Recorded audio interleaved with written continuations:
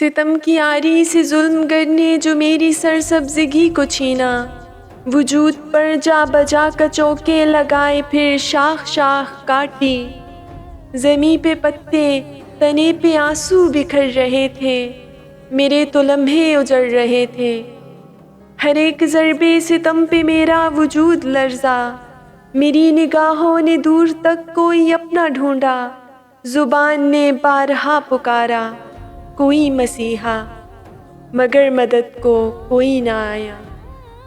بنے میں تصویر رنج و غم اپنی پوری طاقت سے چیخ اٹھا، وہ شاعرہ تھی کہ شاعرہ وہ کہ جس نے ظالم کو بے ڈرے ظلم گر لکھا تھا۔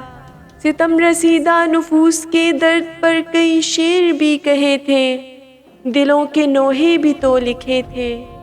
وہ جانتی تھی بچھڑنے کا غم، اسے تھا معلوم چوٹ لگنے کا درد کیا ہے، نصیب پر جمتی گرد کیا ہے۔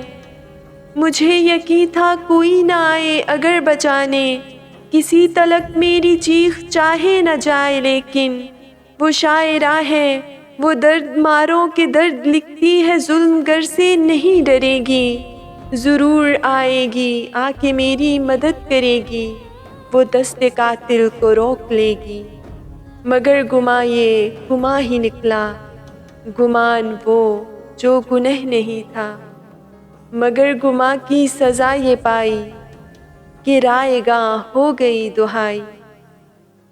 میں جانتا ہوں وہ میرے کٹنے کا غم کرے گی، وہ جھیل آنکھوں کے بہتے چشموں سے ماتمی نظم بھی لکھے گی، مگر اسے اتنا کہنا لوگو، ستم کو صفحے سے کاٹ دینے یا ڈائری پر کئی طرح سے سجا کے پھر انقلاب لکھنے سے ختم ہوگا یہ عہد ظلمت، نہ انقلابی سحر ہی ہوگی۔